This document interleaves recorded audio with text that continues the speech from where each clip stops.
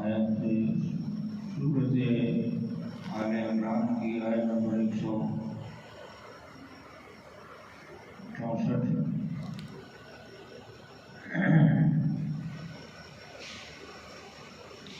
البتہ ضرور احسان کیا ہے اللہ نے مومنین پر، جبکہ بھیجا انہوں نے ایک رسول ان میں سے جو تلاوت کرتا ہے ان پر اس کی آیات کی اور انہیں پاک کرتا ہے اور انہیں کتاب و حکمت کی تعلیم دیتا ہے، اس سے پہلے کہ وہ کھلی گمراہی میں تھے۔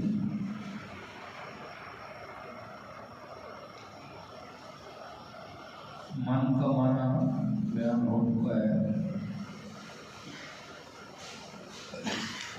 اس بات فیہم رسولا، جبکہ بھیجا ان میں ایک شان والا رسول جو ان میں سے ہے، اور اس کا کام کیا ہے؟ یتلو علیہم آیاتہ، وہ اس کی آیات کی ان پر تلاوت کرتا ہے، وَيُزَكِّيهِمْ، اور انہیں پاک کرتا ہے، اور تیسرا کام وَيُعَلِّمُهُمُ الْكِتَابَ وَالْحِکْمَةَ، انہیں کتاب و حکمت کی تعلیم دیتا ہے۔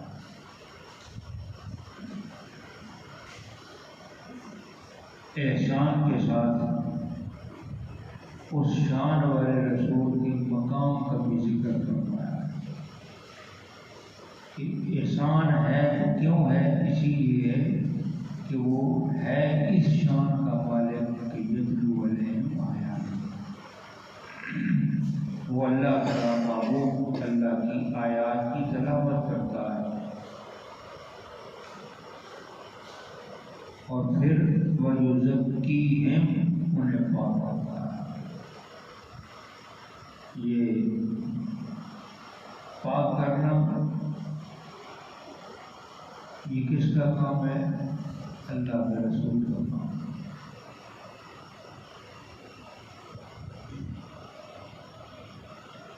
اور اللہ کی جانب سے یہ آپ کو ڈیوٹی عطا کی گئی، یہ مقام عطا کیا گیا ہے کہ اللہ کے محبوب ان کو پاک کرتے ہیں، وَيُزَكِّيهِمْ، اور انہیں پاک کرتے ہیں۔ یہ ہم کا درجہ ہے، یہ ضمیر ہے، اور ضمیر اپنے پروناؤن اپنے ناؤن کی طرف لوٹتی ہے، یعنی ضمیر اپنے اسم کی طرف لوٹتی ہے۔ تو ہم کا مرجع کون ہے؟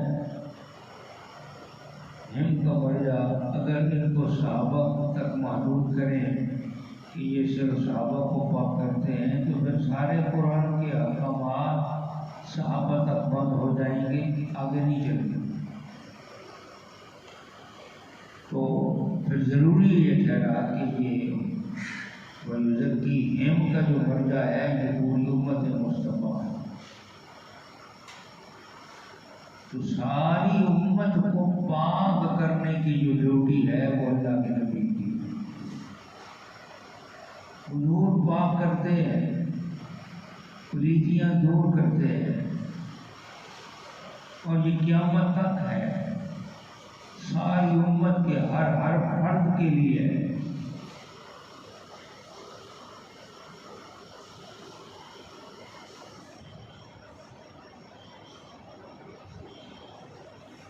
انداز جو بھی ہو، طریقہ جو بھی ہو، اللہ کی حکمتیں ہیں جن کو اللہ ڈیوٹی دیتا ہے، وہ اپنی حکمت سے، اپنے طریقے سے، اللہ کی عطا کردہ عقل، سوچ اور فکر اور طاقت سے پھر وہ اپنا طریقہ اندازہ بناتا ہے۔ کپڑے دھونے والے کپڑے دھوتے ہیں، ان کپڑوں کو پاک کرتے ہیں، ہر ایک کے دھونے والے کے پاس اختیار ہے، وہ کس انداز سے دھوتا ہے، کس طریقے سے دھوتا ہے، کس کپڑے کو کس طرح صاف کرنا ہے، یہ اس کی اپنی سوچ پر ڈیپینڈ کرتا ہے۔ اللہ کا محبوب ایک ہے پوری کائنات کو صاف کرنے والا، پوری کائنات کو دھونے والا، پوری کائنات کو پاک کرنے والا ایک ہے۔ وہ خود سمجھ سکتے ہیں کہ کس کو کس انداز میں دھونا ہے، کس کو کس طریقے سے صاف کرنا ہے۔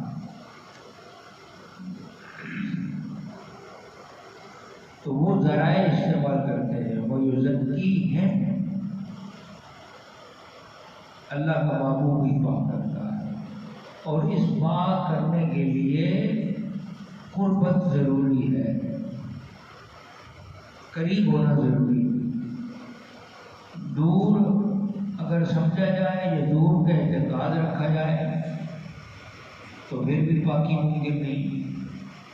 حیات بھی پھر ضروری ہوئی، اور اگر وفات تسلیم کر لو تو پاک نہیں کیا جا سکتا۔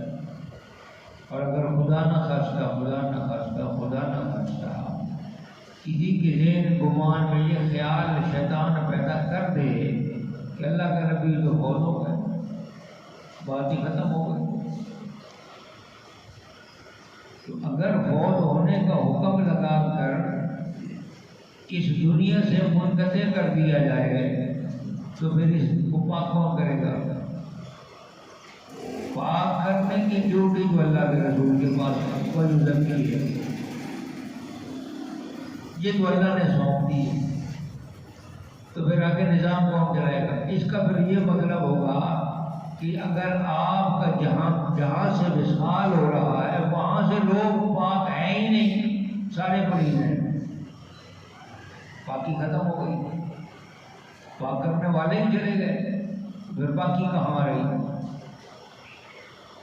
یعنی بہت ساری اس معاملے میں خرابیاں پیدا ہو جائیں گی اگر کوئی یہ تصور کر لے، خدا کا خاصہ کہ کسی کے ذہن و دماغ میں یہ شیطان وسوسہ ڈال دے تو یہ پھر بہت ساری خرابیاں پیدا ہو جائیں گی۔ پھر باقی کا جو تصور ہے، اور یہ یاد رہے کہ شریعت کی بات ہو یا طریقت کی بات ہو، اس کا پہلا باب ہی طہارت ہے،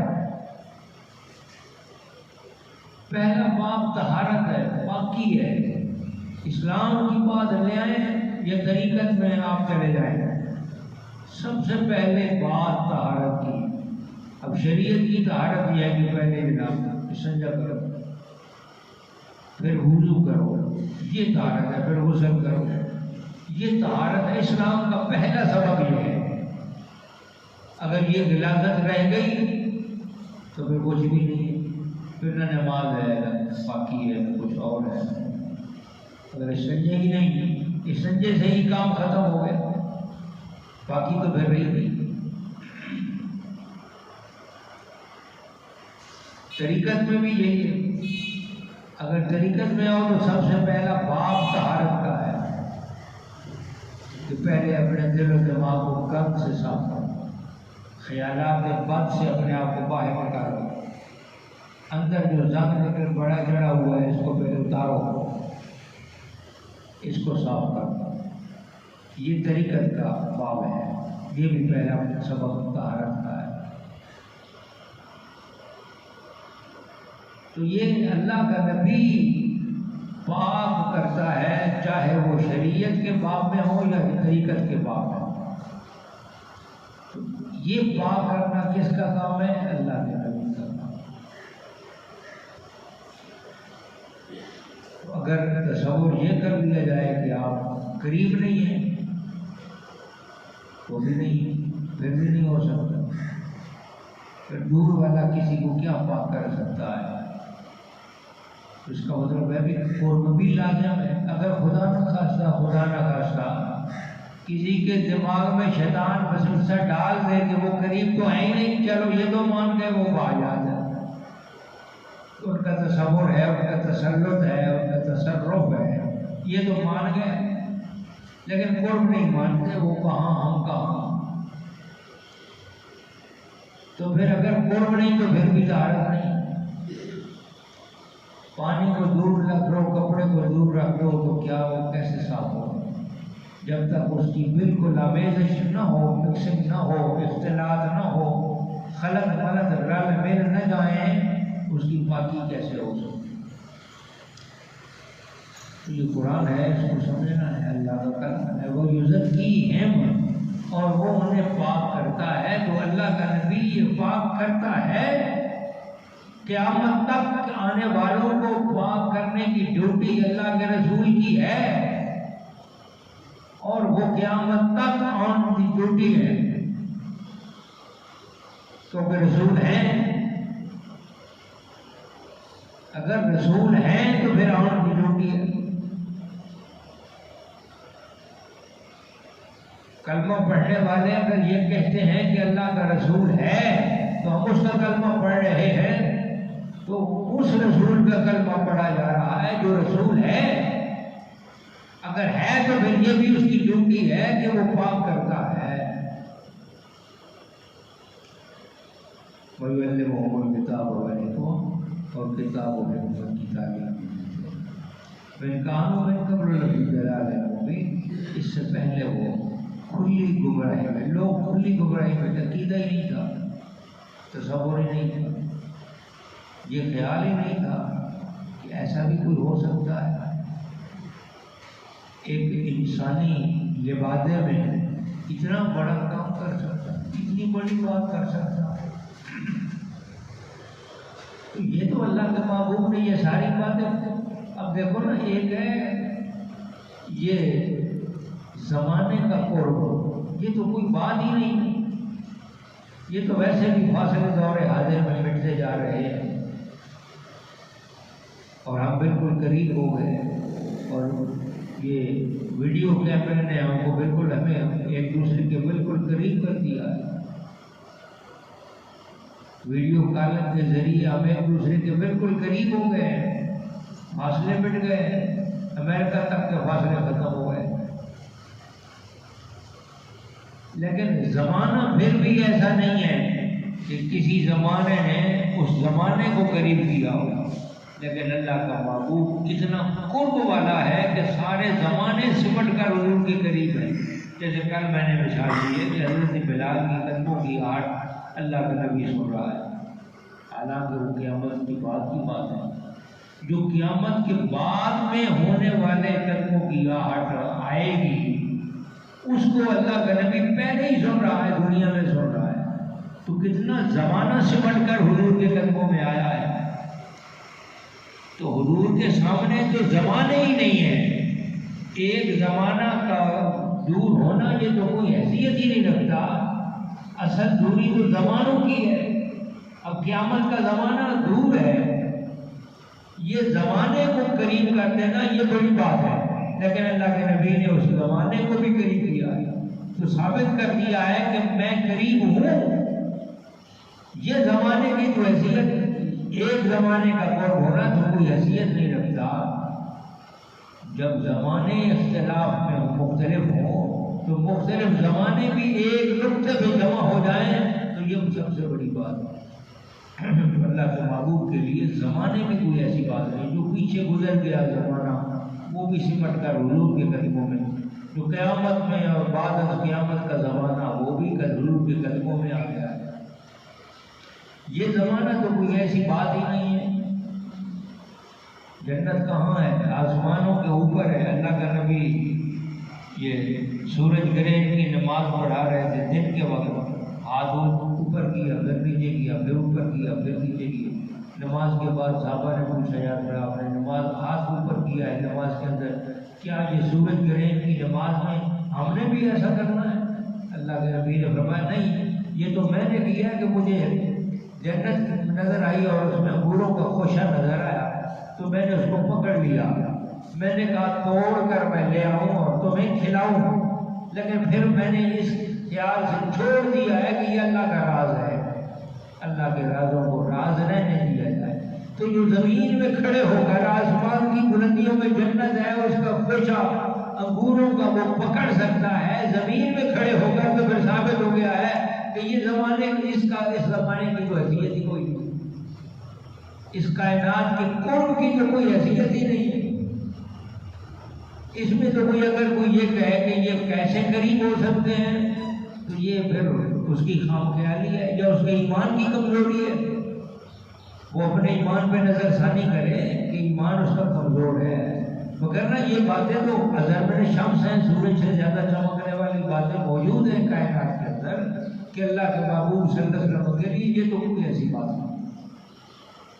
اس لیے قرب کی وجہ میں امکانوں میں قبل لفی دلال مبین، اس سے پہلے لوگ کھلی گمراہی میں تھے، انہیں معلوم ہی نہیں تھا کہ یہ انسانی تقاضے کے ساتھ یہ بھی کچھ ہو سکتا ہے، ایک بشری لباس میں ایسا معاملہ بھی ہو سکتا ہے، ایسا انسان بھی ہو سکتا ہے جو زمین میں کھڑے ہو کر آسمان کی بلندیوں کو جا کو ہاتھ ڈال دے، یہ بھی ہو سکتا ہے کہ یہاں بیٹھ کر جو ہے اگلے جہان کی باتیں وہ کر سکتا ہے، اور یہ بھی ہو سکتا ہے کہ ایک انسان پچھلے سارے زمانوں کی باتیں کر رہا ہے۔ آدم کی بات بھی تو اللہ کے نبی نے کی ہے، نوح کی بات بھی تو حضور نے کی ہے، عیسیٰ کی بات بھی تو حضور نے کی ہے، یحییٰ و ابراہیم کی بات بھی تو حضور نے کی ہے۔